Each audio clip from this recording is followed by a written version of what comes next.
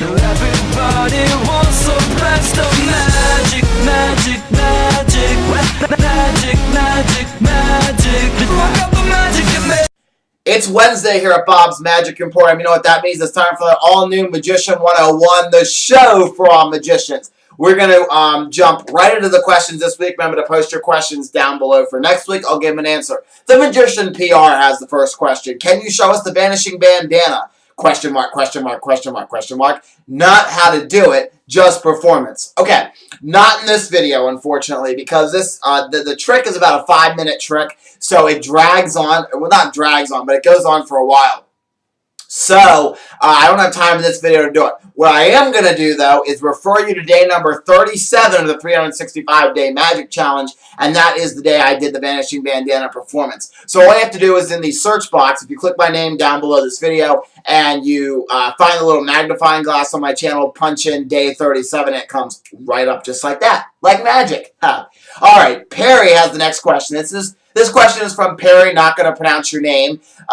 Smiley face with a tongue sticking out. Which appearing cane do you prefer, the metal one or the plastic one? Big smiley face. Also, which one should I buy? Big smiley face, thanks. Okay.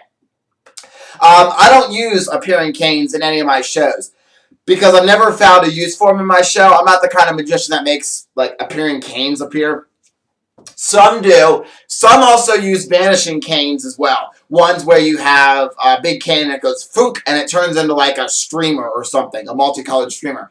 But I'm going to tell you what I've heard from other magicians throughout the years. Other magicians have talked about not liking the metal canes for two reasons. One, because when it appears, sometimes the metal canes go chunk, and you can hear, it makes a really weird noise when they open. It goes like chunk. So, a lot of magicians don't like that noise. The plastic one is still going to make like a when it opens, but it's not going to be like a big, loud chunk noise. And also, some magicians don't like metal canes because if you get your finger in the wrong spot, it cuts your fingers. It doesn't cut it off, but it cuts your finger and you bleed a little bit. I know a magician that actually had a finger bleed because he had the finger in the wrong spot when he opened the metal when the metal cane appeared. So I would go with the plastic one because it doesn't cut you and it doesn't make a loud noise when it opens. All right, Smile for Blakely had a question over on Trick Questions, and I told him to post it on this one, but he, I guess, just forgot to do it. But luckily I remembered. And he says, can you show a trick you can do with the sponge rabbit in back left of you? And he's talking about the Jumbo Sponge Rabbit, which I have it actually right here. It's the Jumbo Sponge Rabbit, this guy. Well, I am going to show you a trick you can do with it. I got this new version because Goshman has changed the rabbit color up to now white and brown instead of yellow and brown. So I got a new one. But this is what Chris Ballinger, I actually asked Chris Ballinger this question on one weekly recap, and he gave me a really good answer that I actually like, and I'm going to start using the this pattern. I haven't done a show where I got to use the sponge rabbit yet, so I'm going to be using this little thing that he taught me though. So what you want to do is if you do a sponge rabbit routine, you can have this guy come out at the end. It's a bigger rabbit than the daddy rabbit. But what Chris Ballinger suggested, I actually grabbed the wrong rabbit, but you need to use one of those little baby rabbits. Chris Ballinger says to put this in your hand and palm it in your hand. And what you're going to do is take one of the baby rabbits and you're going to pretend like you're taking your thumb and pushing it right down in your hand. But what you're really going to do, I'll show you from the exposed angle, is you're going to push it down. And as you push your thumb in, the rabbit's going to go out the back of your hand, and your fingers are going to wrap around it and steal that rabbit.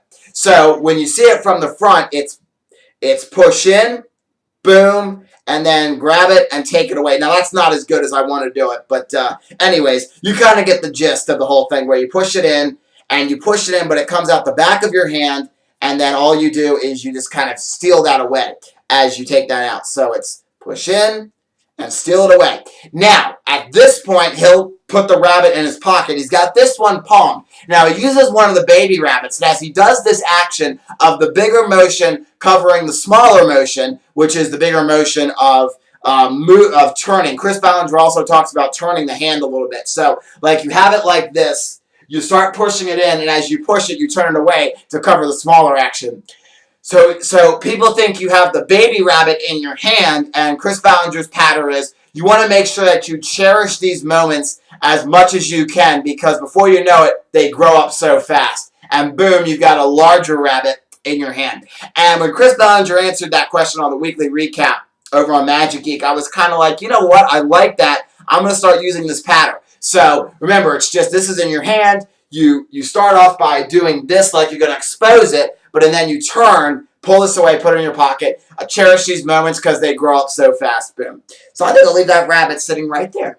Okay, so that's just a little tip for the sponge rabbits. And I asked Chris Ballinger that question because I never knew a good way to bring in this big rabbit. So I'm glad he actually gave me a nice tip there. Okay. Taylor Lunsford Magic has this question. When you get your tricks from your Magic Geek shopping spree, will you do an unboxing and reviews of each of the tricks you got? You know me, I'm always about the reviewing of the magic tricks, so of course I'm going to do a review, and of course I'll do an unboxing of the tricks, so going to be very, very exciting there, so really excited, can't wait to unbox these tricks, and Taylor Lunsford Magic, haven't got the tricks yet, they hopefully will come this week. He also wants to know, what do you think about Emergency Cash? Emergency Cash is a very great trick. It's almost like the nest of boxes or the nest of wallets, but instead you have all these manila envelopes that you keep pulling out until you have this little itty-bitty baby one.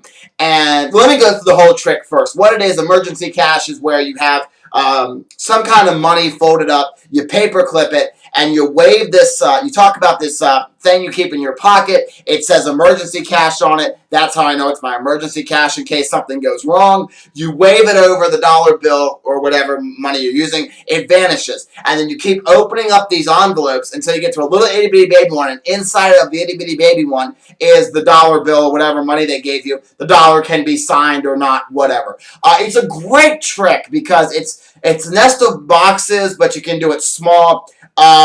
There is a drawback. You kind of have to do a awkward sleight of hand piece, in my opinion, with it. But it's a really good trick, though, because it really does fool people. But you have to perform it well to pull it off. Some magic tricks you can get away with, like sponge bunnies, you know. You have to make sure that you are really smooth with the trick before you even try to perform it. Just because of the fact that...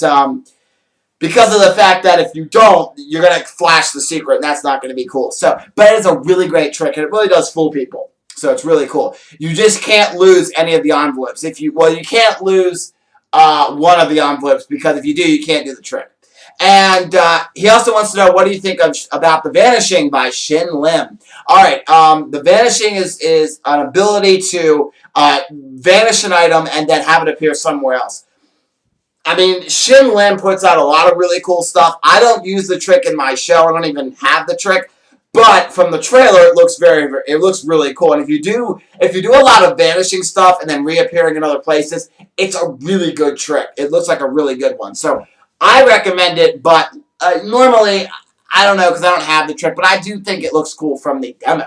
All right, Jay Brothwick has the final question. As always, he says, hey, mate, what do you think of Supreme Magic Fu Ling's Laundry? I can't say that 3 times fast. I checked that out. I couldn't find any performances of Fu Ling's Laundry. But what it basically is, by reading about it, I found an eBay listing of it that had ended. But it basically, the trick is you have dirty handkerchiefs you need to clean. You put it inside this kind of laundry thing, and it comes out as a tie-dye handkerchief all tied together. It looks cool. I wouldn't use it in my show. I would use the laundry mat, or the laundry box trick, which is this big, like, Chinese laundry. You talk about how it's a Chinese laundry thing. It's a box, and you have a sock that's dirty. You put it in, you turn this crank, and then you pull it out, and the sock has become really small. And then you put it back in there, turn the crank, pull it out again, and the sock has now got, like, stripes on it. It didn't have any stripes before. Spin it again, and it comes back out to the regular sock. A clean sock. I like that one a lot better than this one. But if you like that, the Ling's Laundry, it looks kind of cool from the description I was reading. But I would go with that laundry box. It's a big box. I think it's by Phantasma Magic, I want to say. But it's a really great trick.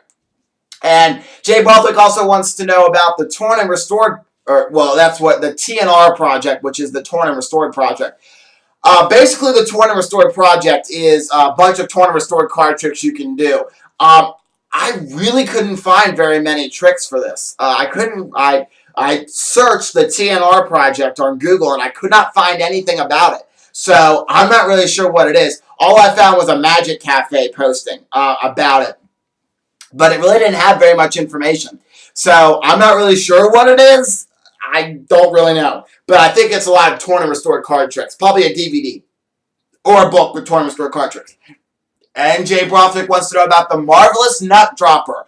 Alright, the Marvelous Nut Dropper allows you to take some item like a barred ring or a bill or something like that and have it appear inside of a walnut with ease. It lets you load in an object into a walnut. And, you know, I don't do anything like that in my show. I'm not the kind of person that, you know, uses lemons or fruits or nuts in my show. So, but if that's something you think you would use in your show, like vanish a ring and have it appear in a possible location as inside of a walnut or inside of a piece of fruit or something like that, I'd go for it because I think that'd be really cool and really strong, powerful magic to have a ring appear inside of a walnut that's closed. I think that'd be really cool.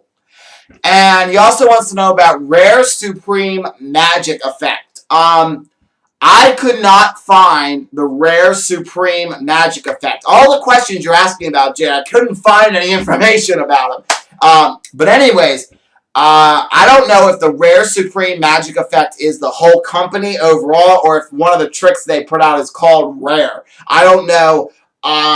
So the Supreme Magic Company is the same people that put out Foonling's Laundry.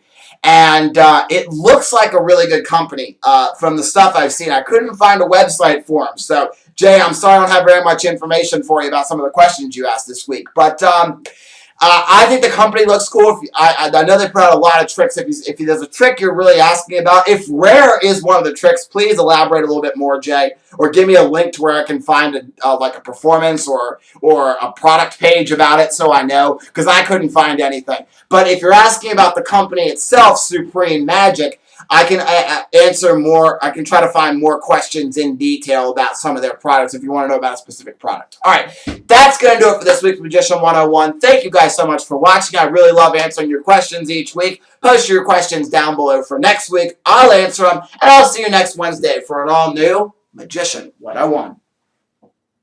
More. Do you know how to mix up cards? You say, you are not cards. You are not cards. You get the two tubes, and you get a certain amount of bottles. Let me grab one of the real and usable. You're probably talking like $100 trick. So that's why. And it's a real... Their selected card will say there's the King of Diamonds goes right on the table. And all